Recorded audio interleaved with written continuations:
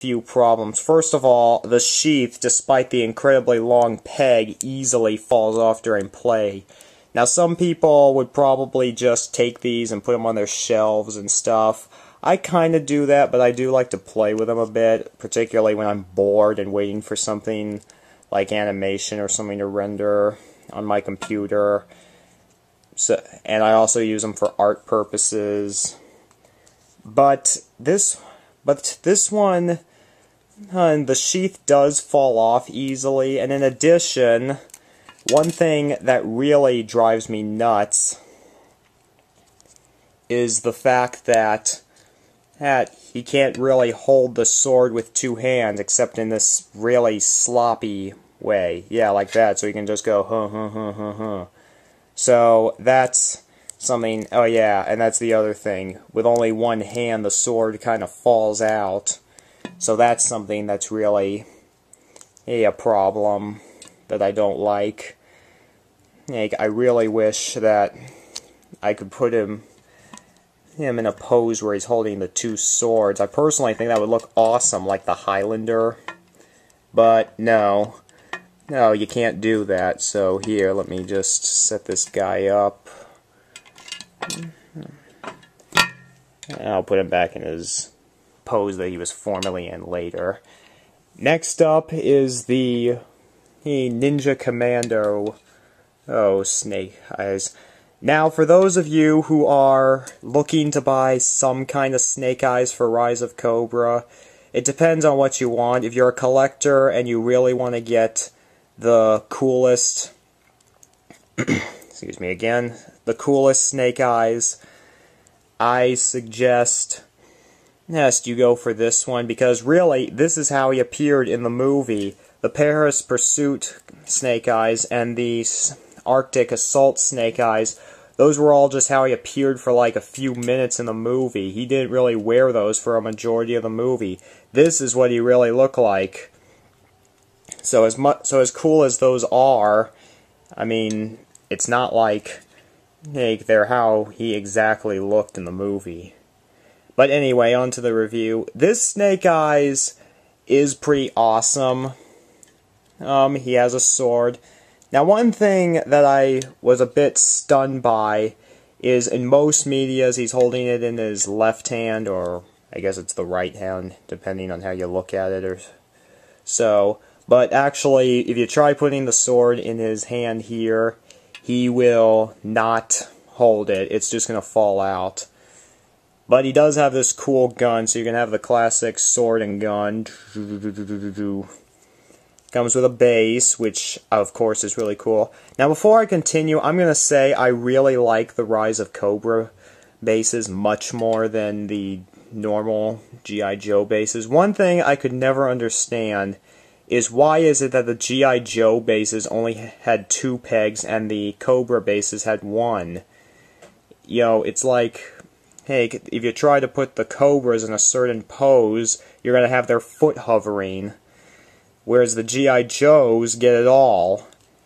I mean, that's just, yeah. And also, these bases are also pretty similar. The only difference between the Cobra and G.I. Joe bases is, first of all, they've got this stripy texture, and this little thing here. Yeah, I have Snake Eyes directing it. This emblem for G.I. Joe. And they also have all of the writing in that nice, well, I can't bring it into good focus, but in that nice, very good text right there. And here, I'm going to see if I can get a Cobra base here. Yeah, here it is.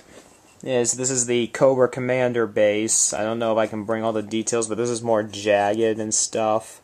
So I really like how the bases are pretty similar, and of course they've got the emblems, G.I. Joe and Cobra. But enough about that. Let's move on. This Snake Eyes, I think, is really awesome and is pretty poseable. And unlike the Paris Pursuit Snake Eyes, he can hold the sword with 2 arms. I actually have have the... Here. I actually have the Ninja Assassin Storm Shadow, and these two are really fun to play with together. Yeah, Now, for his accessories, he comes with this backpack, which, believe it or not, pretty much serves as the sheath. It's like, forget what's on his back. See if I can actually do it here. Yeah. Something like that. I think it's in wrong, but I'm not going to fidget around too much with it.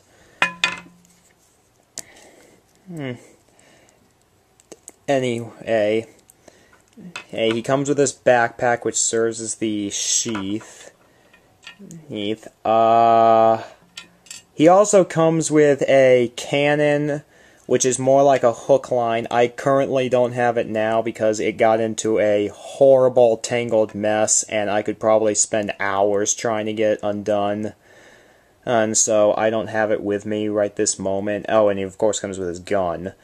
But the cannon is pretty creative. It serves as a hook line, so you can hook him up to it and he goes zoom. But I don't have it with me because it's in a horrible tangled mess, and I could probably spend hours trying to get it undone, and I don't have... Oh, dropped his sword. And I just don't want to do that right now. So... Oh, see, that's it. I was trying to put it in this hand, and it just keeps falling out. See, that's exactly what I was talking about. For this Snake Eyes, I recommend you get him only if you really want Snake Eyes from the movie. It's an excellent figure of Snake Eyes from the movie, but it is a little scrawnier than most. First of all, you could well, I can't focus here with it. Again, this camcorder is brand new. Maybe I'll figure out a solution later. But anyway, he's got a nice visor. But what was I saying? Oh yes.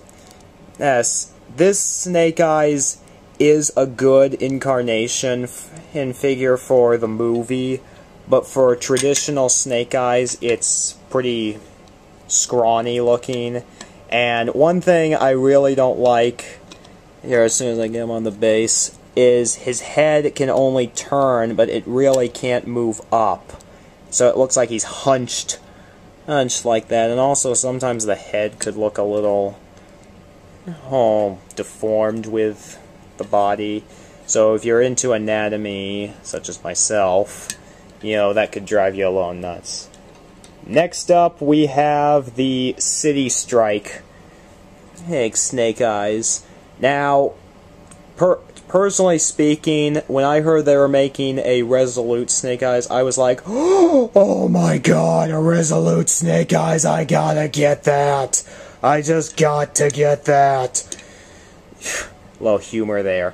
But yes, this is how he appeared in Resolute, and I really like how they don't just have black, they use a bit of gray. It may look a tad unrealistic compared to the...